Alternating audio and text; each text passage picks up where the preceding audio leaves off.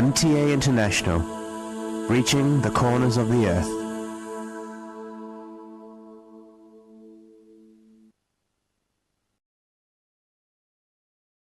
اس وقت ہم سیدنا حضرت امیر المومنین خلیفۃ المسیح رابع ایدہ اللہ تعالیٰ بنصر العزیز کا ایک تاریخی خطبہ جمعہ آپ کی خدمت میں پیش کر رہے ہیں۔ حبیبنا صلی علی محمد صلی علی حبیبنا صلی علی محمد صلی علی رسولنا صلی علی محمد صلی علی رسولنا صلی علی محمد صلی علی محمد صلی علی محمد أشهد أن لا إله إلا الله وحده لا شريك له وأشهد أن محمدا عبده ورسوله أما بعد فأعوذ بالله من الشيطان الرجيم بسم الله الرحمن الرحيم الحمد لله رب العالمين الرحمن الرحيم مالك يوم الدين إياك نعبد وإياك نستعين اهدنا الصراط المستقيم صراط الذين أنعمت عليهم غير المغضوب عليهم ولا الضالين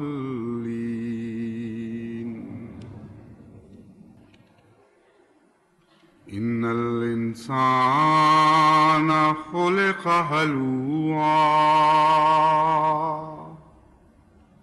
إذا مسه الشر جزوعا وإذا مسه الخير منوعا إلا المصلين الذين هم عن صلاتهم دائمون والذين في أموالهم حق معلوم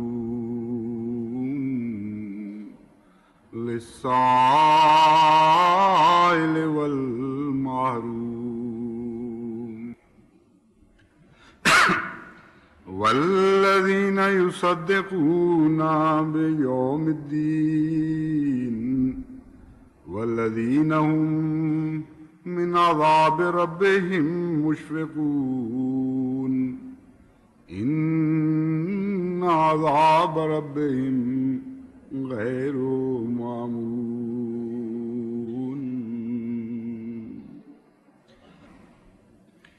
قرآن کریم کی تذکیر کے رنگ بھی نرالے ہیں، انوکھے اور بہت پیارے، اور کوئی ایک پہلو بھی इंसानी फितरत का ऐसा नहीं जिसकी तरफ तवज्जो दिलाकर इंसान की इस्लाह मुमकिन हो और कुरान करीम ने उसकी तरफ तवज्जो ना दिलाई हो। बहुत बारीक और लतीफ़ नुक्ते फितरत इंसानी के उठाता है, उनकी तरफ इंसान की तवज्जो मबजूल कराता है, इंसान को अपनी हकीकत और कम मायगी से आगाह करता है, उसकी हैसियत याद कराता है और फिर मायूसी की बजाय उम्मीद की नई खिड़कियां खोल देता है उसके लिए। यानी इंसान जब अपनी हकीकत से पूरी तरह आगाह होकर मिट्टी हो जाता है तो फिर उसे उठाता है और उसे बताता है कि हम तुम्हें मायूस करने के लिए, नाकाम और नामुराद बनाने के लिए ये बातें नहीं बता रहे, बल्कि तुम्हें हकीकत से आगाह करने के बाद, सच्चाई पर कायम करने के बाद अबदी निजात की राह दिखाने के लिए ये बातें बता रहे हैं। किन बातों से बचना है ये तुम्हें बताते हैं और किस तरह बचना है और हमेशा की फलाह कैसे पानी है, ये राज तुम्हें बता रहे हैं। ये है कुरान करीम की तज़कीर का अंदाज जो मुख्तलिफ मौक़े पर इख्तियार किया गया, लेकिन उसकी बुनियादी सिफात यही रहती हैं। ये आयात जो मैंने आपके सामने तलावत की हैं, ये सूरह अल-मारिज से ली गई हैं। 20 ता 29 आयात मैंने आपके सामने तलावत की हैं। इनमें पहली 2 आयात में तो यूं मालूम होता है जैसे दिल दहलाने वाली बात की गई है, यूं महसूस होता है जैसे इंसान को उसकी हकीकत बताकर बताया गया है कि तुम तो किसी काम की चीज नहीं, तुम्हारी तो फितरत के अंदर बाज कजियां मौजूद हैं, तुम्हारी तख्लीक और बनावट में बाज कमजोरियां हैं, और उनके बाद तुम बड़े बड़े बोल बोलो और अपनी जात पर बिना करते हुए किसी तरक्की के ख्वाब देखो तो ये महज झूठ है। फरमाया इन्नल इंसान खुलिका हलुआ, इंसान तो पैदा ही ऐसी हालत में किया गया है कि वो बेसब्रा भी है, थुड़ दिला है और कम हौसला है। यानी उसकी तख्लीक ही ऐसी है। इज़ा मस्सहु शर्रो जज़ुआ, और उसके थुड़दिला होने, उसके कम हौसला होने और उसके बेसब्रे होने की दलील ये है कि इज़ा मस्सहु शर्रो जज़ुआ, जब उसे शर पहुंचता है, कोई तकलीफ पहुंचती है तो बड़ा जज़ा फज़ा करता है, खूब शोर डालता है और ववेला करता है और मायूसी का शिकार हो जाता है। यूं महसूस करता है जैसे इस अंधेरे से मैं कभी निकल ही नहीं सकूंगा, और बेइंतहा बेकरारी का इजहार करता है। वाइजा मस्सहुल खैरो मनुआ, और जब उसको भलाई पहुंचती है तो वो कंजूस बन जाता है और दूसरों तक अपनी भलाई को पहुंचाने का ख्याल ही दिल में नहीं लाता और खुदगर्जी दिखाता है। ये 2 सिफात जो इंसानी फितरत की बयान की गई, इनमें काबिल तवज्जो बात यह है कि शर के नतीजे में जजुआ के बाद खैर के नतीजे में मनुआ की सिफत क्यों रखी गई। यानी ये क्यों फरमाया गया कि जब उसे शर पहुंचता है तो बेचैन और बेकरार और वावेला करने वाला बन जाता है।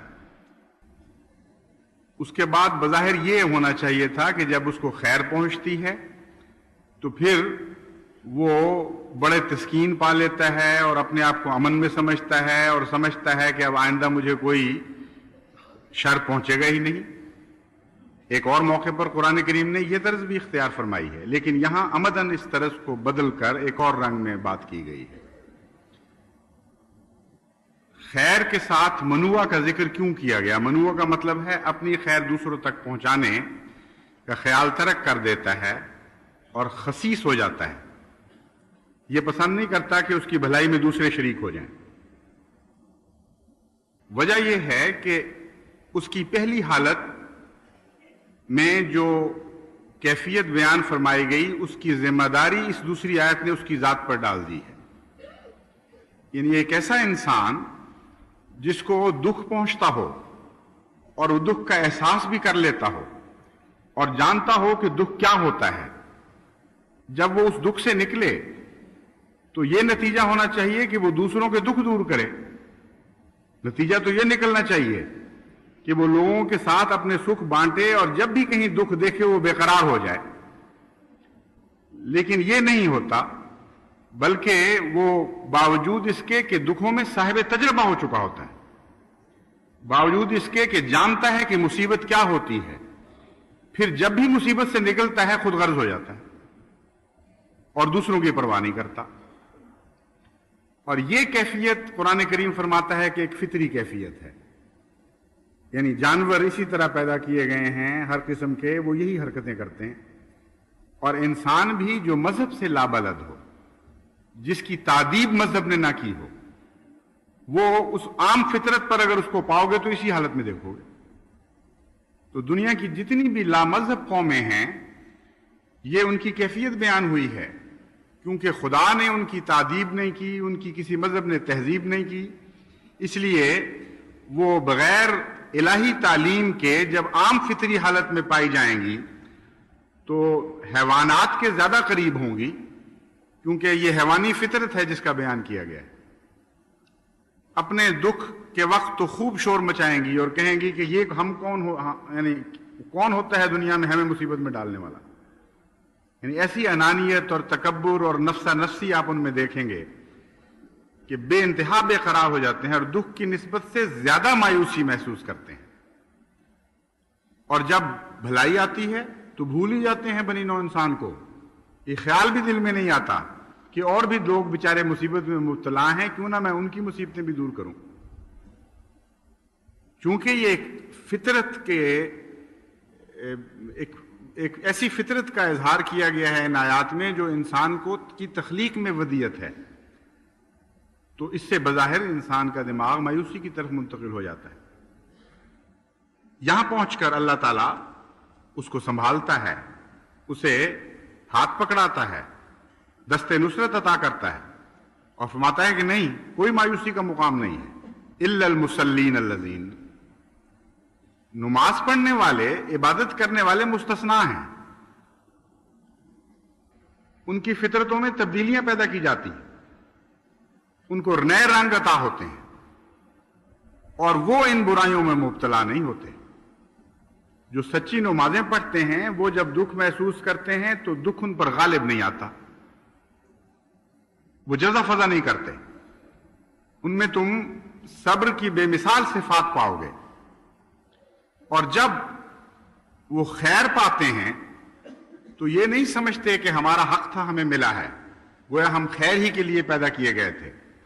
اس وقت ان کو خیال آتا ہے ان بھائیوں کا جن بھائیوں کے دکھ میں سے تھوڑا سا حصہ انہوں نے بھی پایا تھا، اپنے ان بھائیوں کا جو بہت سی بھلائیوں سے محروم ہیں، جو کئی قسم کی مصیبتوں میں مبتلا ہیں. تو وہ فی اموالہم حق معلوم، یعنی معلوم یہ ہوتا ہے اس آیت سے، اور بھی اس کی تفاسیر ہیں، لیکن ایک یہ بھی معلوم ہوتا ہے کہ حق معلوم مقرر کر بیٹھتے ہیں وہ. یعنی معلوم ہوتا ہے جب مصیبت ان پہ پڑتی ہے تو اس وقت یہ عزم کر چکے ہوتے ہیں کہ آئندہ ہم اپنے غیر دوسرے بھائیوں کے لیے خیر کا انتظام کریں گے، اور ہمیں جب خدا خیر عطا فرمائے گا تو ہم ایک مقرر کر لیں گے حق کہ اتنا ضرور اپنے بھائیوں کو عطا کرنا ہے. للسائل والمحروم. اور اتنا عظیم الشان سبق حاصل کرتے ہیں وہ مصیبتوں اور دکھوں سے کہ وہ یہ بھی فیصلہ کر چکے ہوتے ہیں ان اوقات میں کہ ہم اپنی خیر پہنچائیں گے صرف مانگنے والے کو نہیں، بلکہ محروم کو بھی، جو ہے تو محروم لیکن یعنی دنیا کے لحاظ سے صرف محروم نہیں، بلکہ اس بات سے بھی محروم ہے کہ سوال کرے. اس میں استطاعت نہیں ہے، اس کی فطرت میں خدا تعالیٰ نے اتنی غیرت رکھی ہے، اتنی حیا رکھ دی ہے کہ وہ سوال کرنے سے بھی محروم رہ جاتا ہے. تو یہ بھی سوچتے ہیں کہ ان لوگوں تک بھی ہم پہنچیں گے. یہ پھل ہے عبادت کا، لیکن ساتھ ایک چھوٹی سی شرط لگا دی. فرمایا پھل اس عبادت کا ہے جس عبادت کو دوام حاصل ہو. الذین هم علی صلاتہم دائمون، یہ ان لوگوں کو نعمت عطا ہوتی ہے، یہ غیر معمولی شان، یہ عظیم الشان صفات حسنہ ان لوگوں کے حصے میں آتی ہیں جن کی عبادت میں دوام ہوتا ہے، عارضی عبادتیں کر کے اللہ سے چھٹی نہیں کر جاتے، مستقلاً خدا کے دربار میں حاضر ہونے والے لوگ ہیں یہ، اور دوام ہی دراصل اس بات کی ضمانت ہے کہ یہ دو صفات، پہلی دو صفات کے برعکس ان کو عطا ہوں، یعنی جب ان کو شر ملے تو وہ مایوس نہ ہوں اور جزا فضا نہ کریں اور صبر کے ساتھ اس شر پر بھی قائم رہیں، اور جب ان کو خیر ملے تو اپنے تک محدود نہ رکھیں بلکہ غیروں تک پہنچائیں۔ یہ دو صفات حسنہ قرآن کریم کی روح سے عبادت کرنے والوں کے حصے میں آتی ہیں، لیکن ان عبادت کرنے والوں کے حصے میں جن کو جو اپنی عبادتوں کو دوام بخشتے ہیں۔ یہ ہے خلاصہ ان آیات کے مضمون کا۔ ابھی ہم نے ایک نہایت ہی بابرکت رمضان کی لذت پائی، اور وہ جو پہلے عبادت نہیں بھی کیا کرتے تھے ان میں سے بھی بکثرت ایسے تھے جنہوں نے عبادت شروع کر دی۔ وہ جو پہلے تناؤم کی زندگی بسر کر رہے تھے انہوں نے محض للہ خود مشکلات برداشت کی اور دیکھا کہ مشکل ہوتی کیا ہے، مصیبت کس کو کہتے ہیں، لیکن یہ مصیبت تو ہی تھی، محض للہ برداشت کی گئی تھی۔ چنانچہ یہ سب سے بہتر موقع تھا انسانی نفس کی تربیت کا۔ ایک مہینہ مسلسل ان پر یہ کیفیت طاری رہی کہ ہم علی صلاتہم دائمون، اور بڑی توجہ سے انہوں نے ان باتوں پر دوام اختیار کیا، یعنی ایک مہینے کی حدود کے اندر میں کہہ رہا ہوں اس نسبت سے ان کو دوام ملا ہے، اور ایک مہینے کی عبادت ایک اچھی خاصی مؤثر عبادت ہونی چاہیے۔ بعض باتیں تو ایک عبادت ہی انسانی زندگی کا رنگ بدل دیتی ہیں، کچھ یہ کہ ایک مہینہ مسلسل 5 وقت عبادت کی جائے، اور پھر یہ سختی کا تجربہ بھی دیکھا۔ رمضان سے وہی کامیابی کے ساتھ نکلے ہیں جو قرآن کریم کی ان آیات کے مطابق ان دو مقابل کی صفات کے حامل بن چکے ہیں جو جزوع اور منوع کے مقابل پر اللہ تعالیٰ نے ان کو عطا فرمائی ہے یا عطا فرمانے کا وعدہ کیا تھا۔ بس اگر انسان نے اپنے نفس میں یہ جانچنا ہو، یہ محاسبہ کرنا ہو کہ اس رمضان مبارک سے میں کیا پا کر نکلا ہوں اور کیا کھو کر نکلا ہوں، تو یہ آیت ایک بہت ہی خوبصورت اور حسین پیمانہ اس کے سامنے رکھتی ہے۔ اگر رمضان مبارک کے بعد اس کی عبادات کو دوام حاصل ہو گیا ہے، ایسا دوام جو ایک مہینے کی حدیں پھلانگ کر بھی آگے جاری رہتا ہے، اگر رمضان مبارک کے بعد اس کو دکھوں کے احساس میں صبر کرنے کا سلیقہ آ گیا ہے، اگر کوئی دکھ اس کو مایوس نہیں کر سکتا، اگر رمضان مبارک کے بعد وہ پہلے سے زیادہ بنی نوع انسان کا ہمدرد بن چکا ہے، تو اسے مبارک ہو کہ قرآن کریم کی یہ آیات اسے ہمیشگی کی فلاح کی خوشخبری دے رہی ہیں۔ اگر ان سے آری گزرا ہے کوئی رمضان سے تو اپنے نفس کا محاسبہ کر کے خود ہی جائزہ لے اور آئندہ اصلاح کی کوشش کرے۔ میں بار بار اس لیے کہہ رہا ہوں اپنے نفس کا محاسبہ کہ آپ کو حق نہیں کہ آپ دوسروں کے متعلق یہ کہنا شروع کریں کہ تم اس رمضان سے گزرے ہو پھر بھی وہیں کے وہیں رہے۔ اس سے آپ کو بھی نقصان پہنچے گا اور اس کو بھی نقصان پہنچے گا۔ آپ کے اندر انانیت اور تکبر پیدا ہو جائے گا اور وہ سمجھے گا کہ مجھے تانے دے رہا ہے، وہ پہلے سے بھی زیادہ برے حال میں چلا جائے گا۔ اس لیے یہ نہیں ہے نصیحت کا طریق۔ اس وقت اس منزل پر تو ہر شخص کو خود اپنے نفس میں ڈوب کر اپنا جائزہ لینا چاہیے۔ اب جہاں تک اس بات کا سوال ہے کہ یہ نمازیں کرتی کیا ہیں، کیسے یہ دو صفات پیدا کر دیتی ہیں مومن کے اندر جو بظاہر اس کی فطرت کے خلاف ہیں، لیکن یہ ارتقائی صفات ہیں۔ ان فطرت کے اندر جو خدا تعالیٰ نے ودیت کی ہوئی صفات ہیں ان میں جڑیں ضرور پائی جاتی ہیں ان صفات کی، لیکن ایک نیا اور بہتر پھل پیدا ہو جاتا ہے، ایک نیا وجود گویا کہ ظہور میں آ جاتا ہے۔ یہ کیسے ہوتا ہے؟ مختصراً گرمی کی وجہ سے میں آج خیال تھا بالکل مختصر کروں خطبے کو، لیکن پھر بھی لمبی بات ہو گئی۔ قرآن کریم کی آیات کو سمجھانے کے لیے اس لیے زیادہ تفصیل سے بات کرنی پڑتی ہے کہ بہت سے ہم میں ایسے ہیں جو کلیتاً نابلد ہیں، عربی سے بھی قرآن کریم سے بھی تلاوت بھی کرتے ہیں تو سمجھ نہیں آتی، اس لیے ایسے کمزوروں کا خیال کر کے زیادہ تفصیل سے بات کرنی پڑتی ہے۔ بہرحال عبادت کا کیا تعلق ہے، وہ کیسے انسانی فطرت کی کمزوریوں کو دور کر کے ان کو خوبیوں میں بدلتی ہے، یہ میں آپ کو بتاتا ہوں۔ یہ کوئی دعویٰ نہیں ہے بلکہ ایک گہری حقیقت اور ایک ٹھوس فلسفہ ہے اس کے اندر۔ ایک ایسا شخص جو خدا کی عبادت کرتا ہے، جب اس پر مصیبت نازل ہوتی ہے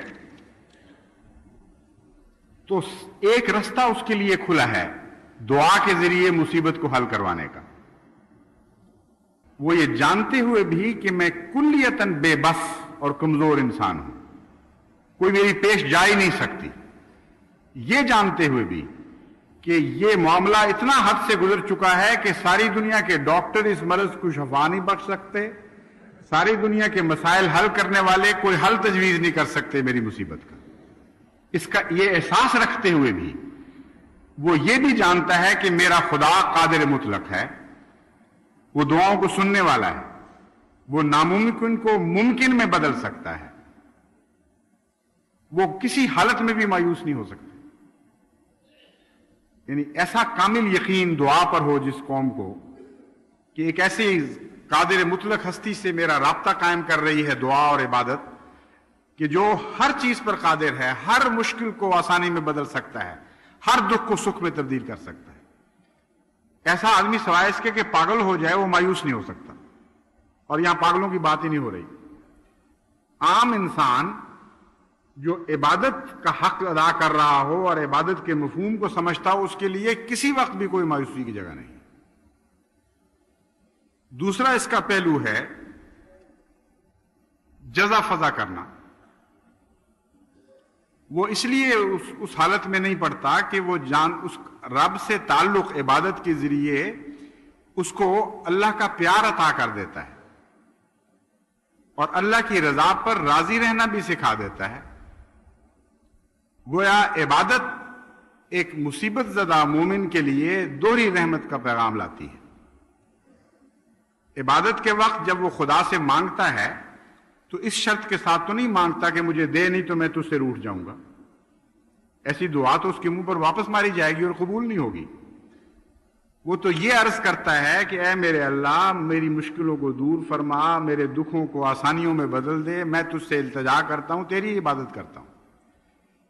لیکن یہ میری طرف سے کوئی دھمکی نہیں ہے، میری طرف سے کوئی زور نہیں ہے، تو مالک ہے اور میں بندہ اور غلام ہوں، تو عطا کر دے گا تو میں راضی رہوں گا، نہ عطا کرے گا تب بھی میں راضی رہوں گا۔ یہ ایک طبی نتیجہ ہے معقول اور صاحب فہم انسان کی دعا کا۔ وجہ یہ ہے کہ اس کے سوا چارہ ہی کوئی نہیں اس کے لیے۔ ایک مومن کی، دعا کرنے والی مومن کی ایک عام دنیا میں اگر مثال دی جائے تو ایسی بنتی ہے جیسے کہتے ہیں ایک نوکر اپنے مالک سے تنخواہ کا مطالبہ کرنا چاہتا تھا، لیکن اس کو حوصلہ نہیں پڑتا تھا بیچارے کو۔ مالک بڑا جابر تھا اور نوکر کہتا تھا کہ میں نے تنخواہ کا مطالبہ کرنا ہے، میں کیا کروں، پیش نہیں جاتی، ڈر بہت لگتا ہے۔ تو کسی نے اس کو سمجھایا کہ اس طرح نہیں مانگی جائے گی تنخواہ، تم مونچھیں بڑھاؤ اور اپنے اندر روب داب پیدا کرو، اور پھر مونچھوں کو تیل لگا کر اور بل دے دے کر اونچا کرو، اور پھر مالک سے اس طرح مانگنا جا کر کہ بل دیتے ہوئے، تاؤ دیتے ہوئے مونچھ کو کہنا کہ آپ میری تنخواہ بڑھاتے ہیں کہ نہیں، بڑھائیں ورنہ۔ تو اتنی سی بات سن کر ہی مالک ڈر جائے گا اور تمہاری تنخواہ بڑھا دے گا۔ چنانچہ اس نے بیچارے نے مونچھیں پالی، تیل ویل ملا ان کو اور بل دے دے کر اونچا بھی کیا۔ جب وہ مالک کے سامنے پہنچا اور مونچھ کو تاؤ دیتے ہوئے اس نے کہا کہ حضور والا آپ میری تنخواہ بڑھاتے ہیں کہ نہیں؟ بڑھائیں ورنہ۔ تو مالک نے، جو اس سے مونچھ سے زیادہ طاقتور تھا، اس نے بڑے جلال سے اس سے پوچھا کہ کیا بکواس کر رہے ہو، بتاؤ ورنہ کیا کرو گے؟ اس نے کہا ورنہ حضور میں مونچھ نیچی کروں گا اور جس طرح آپ فرمائیں گے راضی رہ جاؤں گا، اس کے سوا میری پیش ہی نہیں جا سکتی۔ اس نے کہا بہت اچھا، پھر کوئی تنخواہ نہیں بڑھتی۔ اللہ سے مانگنے والے اس طرح تو مانگ نہیں سکتے، اور اگر مانگیں گے تو لازماً مونچھیں نیچی کرنی پڑیں گی۔ اس لیے معقول آدمی جانتا ہے کہ جہاں پیش ہی نہیں جا سکتی، کچھ چل ہی نہیں سکتی اپنی، وہاں سلیقے سے کیوں نہ بات کریں؟ مونچھ بڑھا کر بات کرنے کی کیا ضرورت ہے؟ پہلے یہ کہیں کہ اے اللہ ہم تو عاجز بندے، ہماری پیش ہی کچھ نہیں جاتی، کوئی بس نہیں ہے، بالکل بے حیثیت اور ناکارہ لوگ ہیں، جو کچھ عطا کیا ہے تو نے عطا کیا ہے، یہ بھی عطا کر دے تو تیرا احسان ہے، نہیں عطا کرے گا تو ہم راضی رہیں گے تیری ذات پر۔ ہم ان لوگوں میں سے نہیں ہیں جو نہ عطا ہونے پر روٹھ جایا کرتے ہیں، روٹنے کی جگہ بھی تو کوئی نہیں ہے، جائیں تو جائیں گے کہاں؟ حضرت مسلم موعود کہتے ہیں کہ میں تیرا در چھوڑ کر جاؤں کہاں، چین دل آرام جہاں پاؤں کہاں۔ تو وہ یہ عرض کرتے ہیں کہ تیرا در چھوڑنے کا تصور ہی کوئی نہیں کر سکتے ہم، اور اگر چھوڑیں گے تو پہلے حال سے بھی بدتر ہو جائیں گے، جو کچھ میسر ہے یہ بھی نہیں رہے گا۔ اس کیفیت سے جو دعا کر رہا ہو اس کے لیے جزا فضا کا کون سا موقع رہ جاتا ہے؟ وہ تو مانگتے ہوئے خود اپنی حیثیت کو بھی پہچان رہا ہوتا ہے اور عرض یہ کر رہا ہوتا ہے کہ اے خدا راضی برضا میں نے ہر حال میں رہنا ہے۔ چنانچہ حضرت مسلم موعود نے ہی اس مضمون کو ایک اور شعر میں بھی بیان فرمایا ہے۔ اب کہتے ہیں کہ ہو فضل تیرا یا رب یا کوئی ابتلا ہو، راضی ہیں ہم اسی میں جس میں تیری رضا ہو۔ مانگتے تو یہی رہیں گے ہمیشہ ہم بندے جو ہوئے مانگنے والے کہ اللہ ابتلا دور فرما دے، ابتلا دور فرما دے، فضل کر فضل کر۔ لیکن خدا گواہ ہے، تو گواہ ہے ہمارے آقا کہ جب اگر تو نے فضل نہ کیا اور یہی فیصلہ کیا کہ ابتلا رہے گا تو تب بھی ہم راضی رہیں گے۔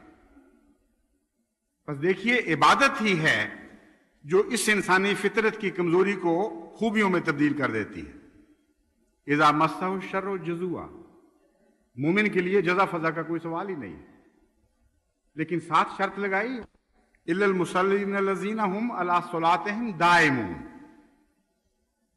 فرمایا کہ پرانی باتیں تو اس موقع پر تمہارے کام نہیں آئیں گی، یہ تو ایک مستقل حالت ہے انسان کی، کیونکہ انسان کے ساتھ مصیبتیں لگی رہتی ہیں۔ ایسی حالت میں نہ تم اپنے آپ کو مبتلا کر دینا کہ تمہاری باتیں پیچھے رہ چکی ہوں اور مصیبتیں تمہیں آگے پکڑ لیں۔ عبادتوں پہ دوام اختیار کر جاؤ تاکہ کسی حالت میں بھی کوئی مصیبت اچانک نہ تمہیں پکڑ سکے۔ جب آئے دیکھے کہ ایک عبادت گزار بندے پر آئی ہوں اور عبادتیں دھکے دے دیں ان مصیبتوں کو، وہ تمہاری حفاظت کریں گی۔ وہ سبق مومن کو یہ ملا کہ اگر تم دوام چاہتے ہو دنیا میں اور اپنے امن اور سکون کے لیے دوام چاہتے ہو تو عبادت پر دوام اختیار کر جاؤ، اور اگر تم حوائج آسمانیہ سے محفوظ رہنا چاہتے ہو اور حوادث سے محفوظ رہنا چاہتے ہو، دکھوں اور مصیبتوں سے محفوظ رہنا چاہتے ہو، تو عبادت پر کی حفاظت کرو، عبادت تمہارے لیے محافظ بن جائے گی۔ یہ مضمون ہے جو قرآن کریم یہاں بیان فرما رہا ہے۔ اور عبادت کے بعد اس کا تبھی نتیجہ یہ نکالا والذین فی اموالہم حق معلوم للسائل والمحروم۔ وہ جو خدا سے مانگ رہا ہو، اگر وہ خود دوسروں کو نہ دیتا ہو تو مانگنے کا اہل ہی نہیں رہتا۔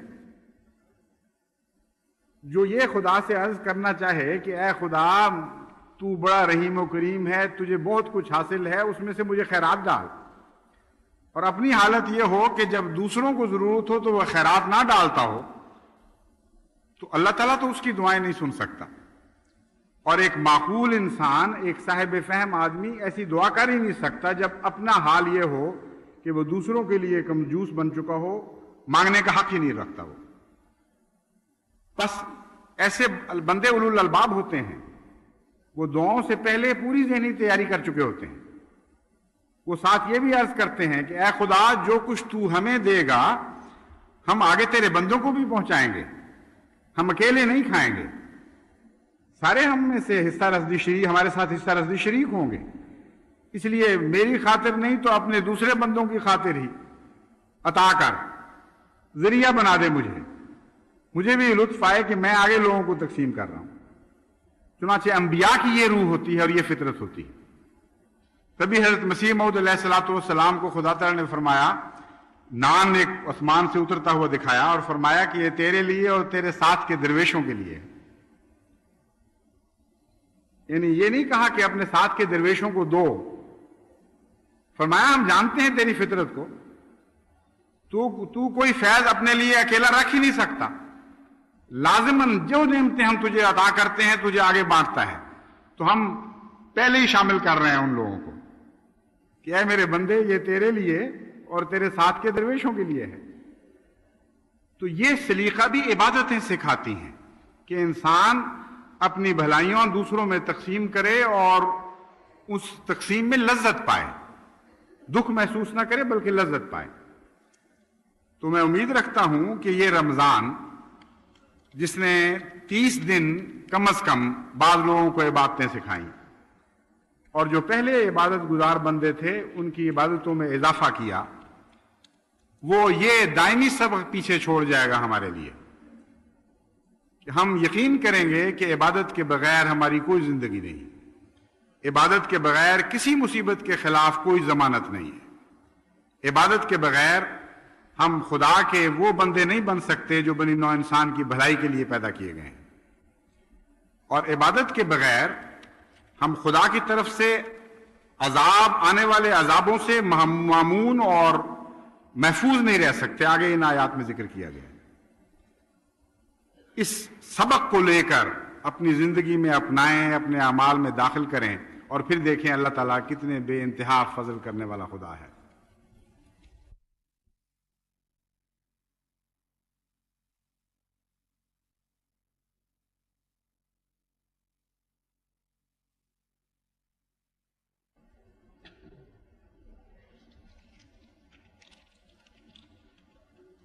الحمدللہ نحمده ونستعینه ونستغفره ونؤمن به ونتوکل علیہ ونعوذ باللہ من شرور انفسنا ومن سیئات اعمالنا من يهده الله فلا مضل له ومن يضلله فلا هادي له ونشهد أن لا إله إلا الله وحده لا شريك له ونشهد أن محمدا